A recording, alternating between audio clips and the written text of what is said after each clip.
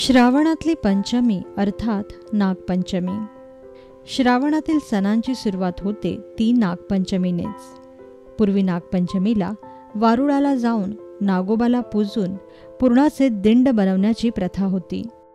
आता काळानुरूप नागोबाला पूजायची प्रथा बंद पडत चालली आहे, पण नागपंचमीला आजही कित्येक घरांमध्ये पुरणाचे दिंड बनवण्याची रीत कायम आहे। श्रावण विशेषमध्ये आज आपण बनवणार आहोत पारंपरिक आणि अगदी ठेवणीतील अशी पाकविधी, पुरणाचे दिंड।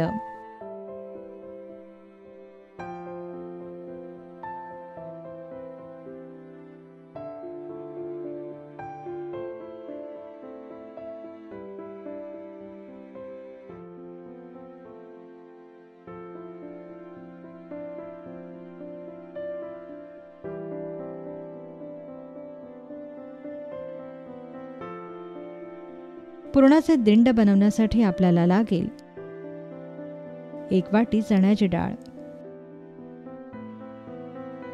1 वाटी गूळ, पाव चमचा वेलची पूड,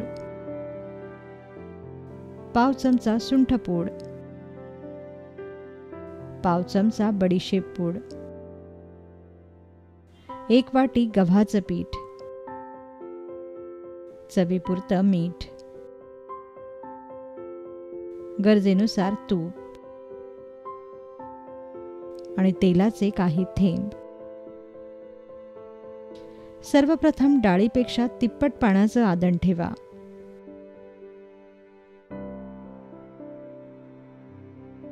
या आदणात 2 थेंब तेल घाला।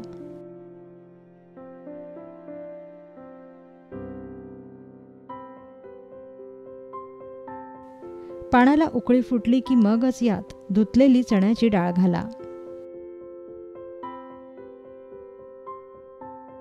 मध्यम आचेवर ही डाळ 15 ते 20 मिनिटांसाठी शिजू द्या।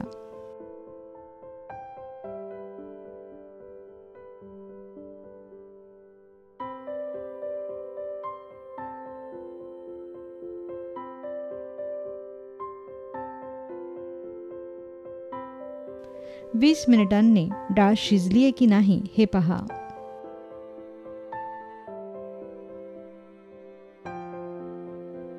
डाळ शिजली की मग गॅस बंद करा आणि या डाळीचं पाणी अर्थात कट गाळून वेगळा करा।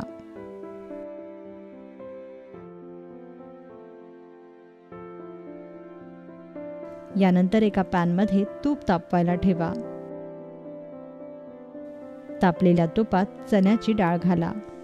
वरून यात सुंठ बडीशेप व वेलची पूड घाला। मग यात गूळ घाला आणि हे मिश्रण छान एकजीव करा। सर्वात शेवटी चवीपुरतं मीठ घालून गूळ व डाळ एकत्र परतून घ्या। 2 मिनिटं परतल्यानंतर गॅस बंद करा। आता हे भांड विस्तवावरून खाली उतरवून घ्या व यानंतर मॅशर किंवा पाट्यावर याचं जाडसर पुरण वाटून घ्या।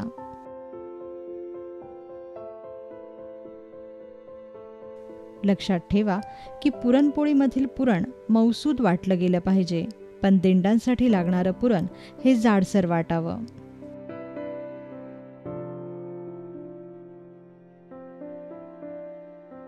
यानंतर एका वाडग्यात गव्हाचं पीठ घ्या।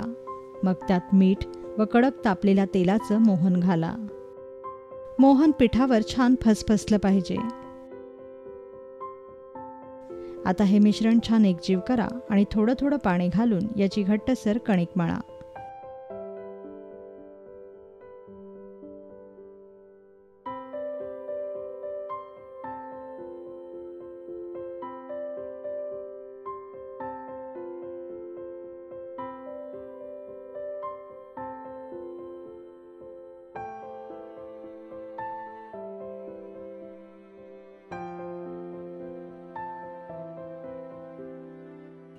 मळलेली कणिक 15 मिनिटांसाठी झाकून ठेवून द्या।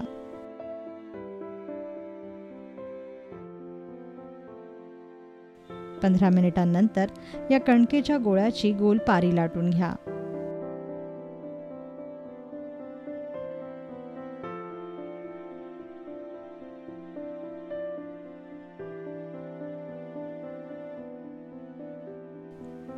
या पारीवर मध्यभागी पुरण ठेवा व या पुरणाच्या मधोमध बोटाने खोलगट खड्डा तयार करून त्यात 1 चमचा तूप सोडा. आता अशा प्रकारे पारीची चौकोनी घडी घाला. तयार झाले दिंड.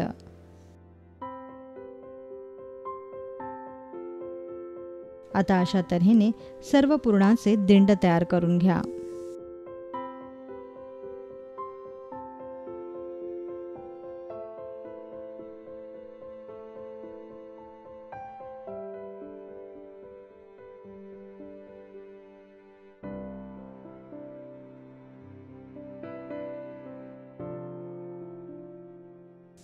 यानंतर मोदक पात्रातील चाळणीवर केळीचं पान पसरवा व त्यावर तुपाचा हात फिरवून सर्व दिंड त्यावर ठेवून द्या.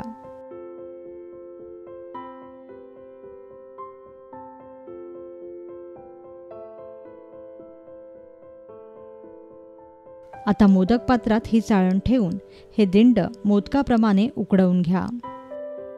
साधारणतः 15 मिनिटात हे दिंड उकडले जातात.